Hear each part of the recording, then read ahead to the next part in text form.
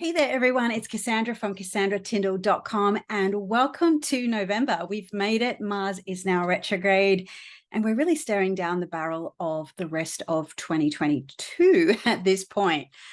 So in this video, I'm going to be sharing with you the November overview video that I made for members of my Golden Circle, which is available in my Golden Circle app. And I just wanted to take a moment to invite you into my Golden Circle Club if that interests you. So in this membership, I have the opportunity to really get to know my members and to explain a lot of the monthly astrology that kind of will really pertain to your own unique individual chart, life experience as well. So in the membership, we have I offer the monthly oversights video or overview video. And of course, there are weekly videos too, where we take a deep dive into the astrology each week and all of the aspects. So this is going to be really great if you want to live more in alignment with astrology and understand more deeply how these astrological energies pertain to you. It's going to be great if you don't really know too much about astrology, but you're fascinated by it and you want to move in action with the astrology and get to know it as you move along. Also fantastic for students and enthusiasts of astrology too, because there's a lot that you can learn in books, but this is going to be offering you my almost 20 years of experience in astrology and a lot of the things that I've noticed in practice and the way that I see things show up for people. So it's really going to boost your interpretation skill and speed up your learning of astrology too, not to mention all the wonderful insights and connections that we make in the membership in the Golden Circle Club. There's also a lot of exclusive offers, discounts, special things that I don't offer to anyone else. So without further ado, we're going to sort of transition over to the video that I created for the November overview in my Golden Circle Club. So if you would like to join, it'd be so wonderful to have you there. Join for a month, join for a year. It's a really inexpensive option to support your astrological learning. So I'll leave all the links and details in the description box below. So I'll catch you next time. Hey there, everyone, and welcome to another month in the Golden Circle. I hardly believe that we are just the second last month of 2022, and then we'll be looking into 2023 before too long. The time since Mars has been in Gemini has absolutely flown. I don't know how you felt about it, but we'll be talking all things 2023, Saturn in Pisces, Pluto in Aquarius, which all happens in March in no time. That's for sure. Welcome to new members. I hope you're enjoying being here as much as I love doing all of this for you. I'm quite excited to discuss November, actually, not from the standpoint that it's an exciting month per se, but there's a little bit of a change in the weather. So that's something to look forward to. So let's break down a little bit of the astrology for the month of November.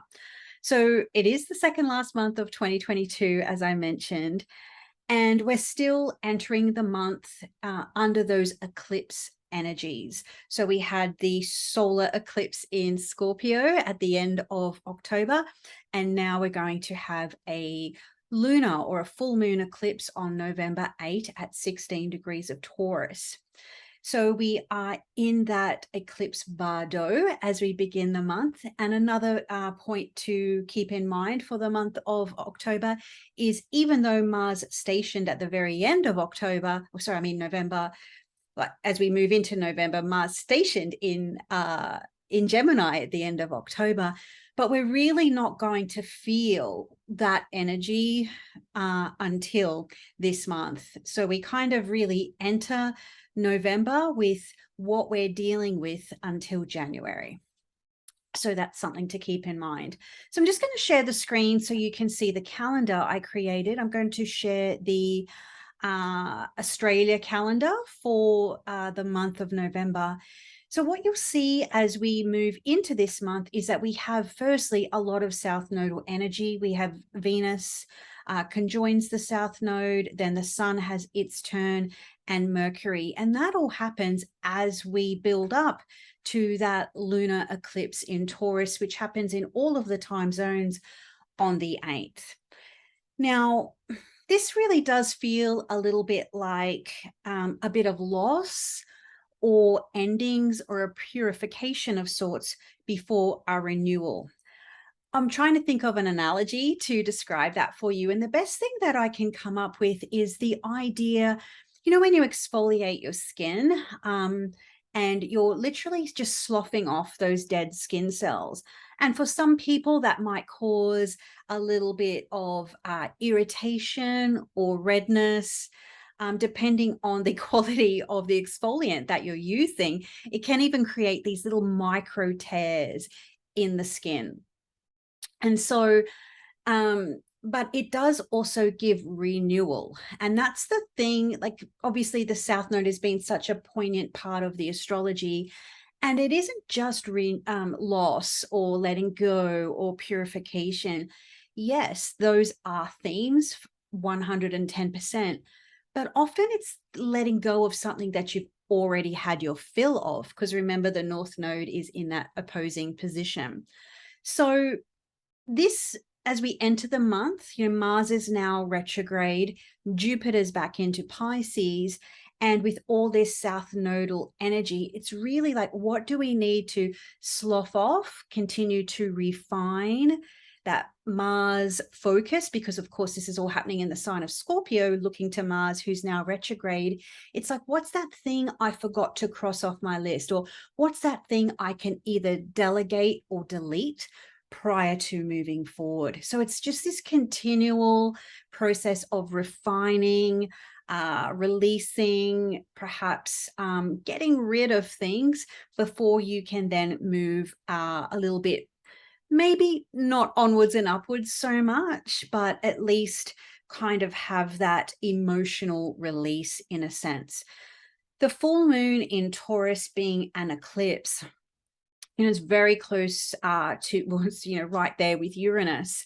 And so this is going to be a sudden change, a sudden dawning or a realization. That full moon is going to spotlight a situation. And if you haven't done that sloughing or renewing or getting rid of things, you will definitely know what that will mean for you by the time that full moon eclipse happens. So as you can see, when we just have, this is why I like these calendars, because you can get a bit of a bird's eye view of what's going on and when.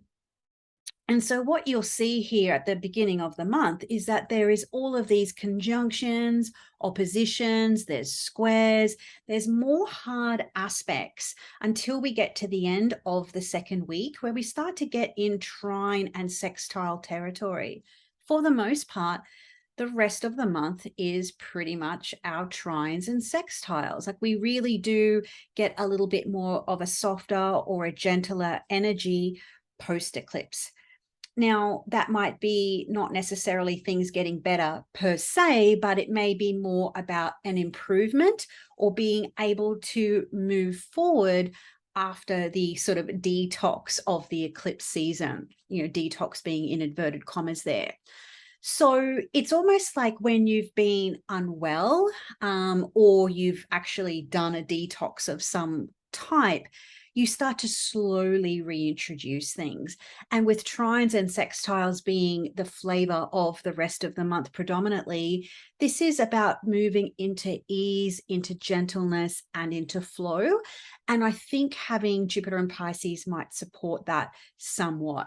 So there are some really lovely aspects this month to point out. So just before Venus exits Scorpio, she does make a trine to Jupiter. And then we also have the sun in Scorpio trines Jupiter as well. So having all of this sort of benefic energy being formed under the trine. Yes, the sun in of itself is not benefic. It's a little bit more neutral, but that's the kings coming together to form some kind of agreement or alliance or a treaty, if you like. And, you know, hopefully that might take shape in some collective manifestations as well. So just to back up a little bit, we'll definitely have a change in the weather by the time Venus moves into Sag.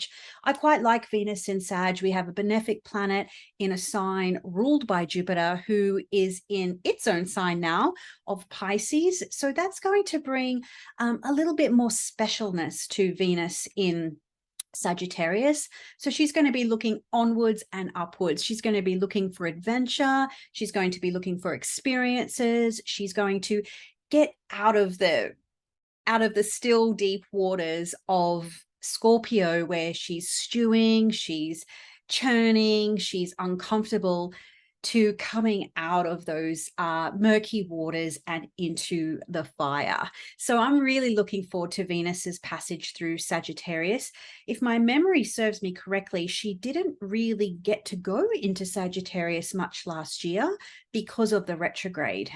So this is going to be a really nice transit, in my opinion. And then, of course, we have Mercury moving into Sag. Now, this is probably not going to be as helpful for Mercury, considering the position of detriment there for Mercury, being opposite the sign that it rules.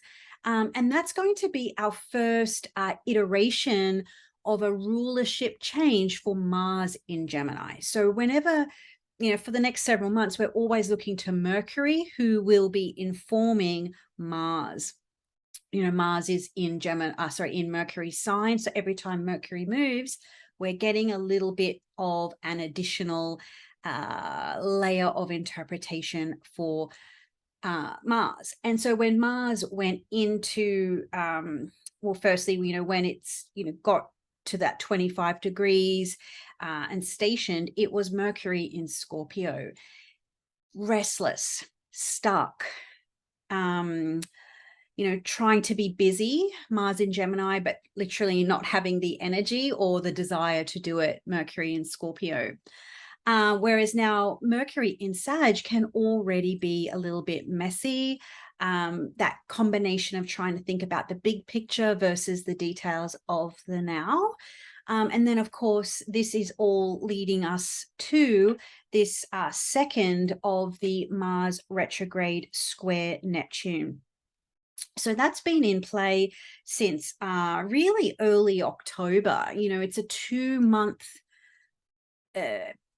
extended range where Mars and Neptune are in the square. So they formed the first exact square, I think it was around the 11th of October, and it won't be until the end of the month when Mars actually starts to get far enough away from Neptune. So this is going to perhaps add another layer. So this is the the second of 3 Mars Neptune hits. And so this second one may help you, you know, make an inspired move potentially, or help you see beyond the stuckness of the recent moments, because Mars is looking to Mercury. So that might be a little bit of a guide, a little bit of an uplift. And it may not necessarily mean that everything changes instantly, but you could at least feel a little bit better about whatever the situation is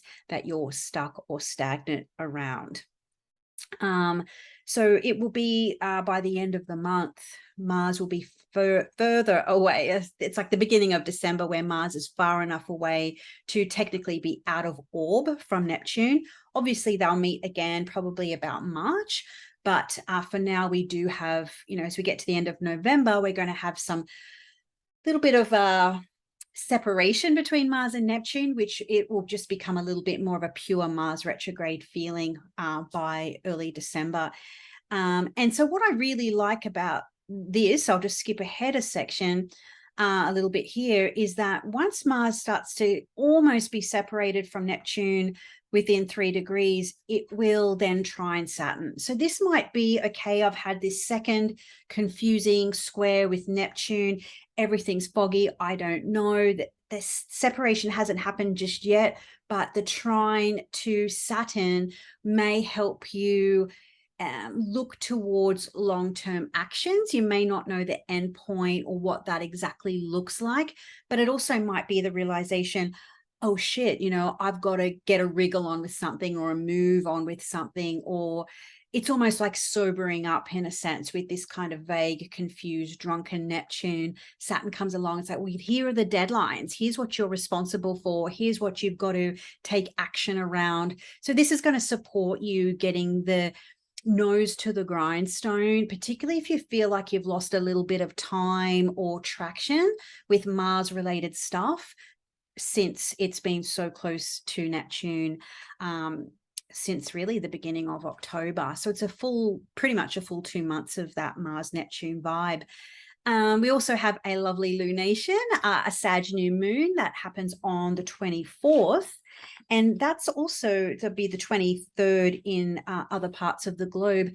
And Jupiter stations as well. So Jupiter stationing at 28 Pisces, just 2 degrees to go, and then it will be back in Aries. And so this is a really lovely lunation, I think, to start to get a little bit of a wriggle on or get a little bit of fire back, because Jupiter is now station direct. Yes, it's still in Pisces, but it's going to go back into Aries. That will be December sometime. I think it's around the 20th.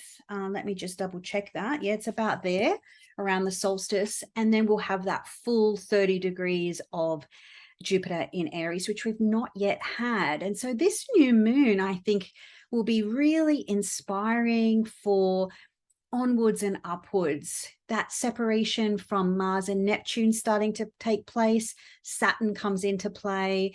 And so, you know, to kind of, I guess, put the icing on the cake for November, you know, there is a little bit more exfoliation or a little bit more itchy scratchy to get through.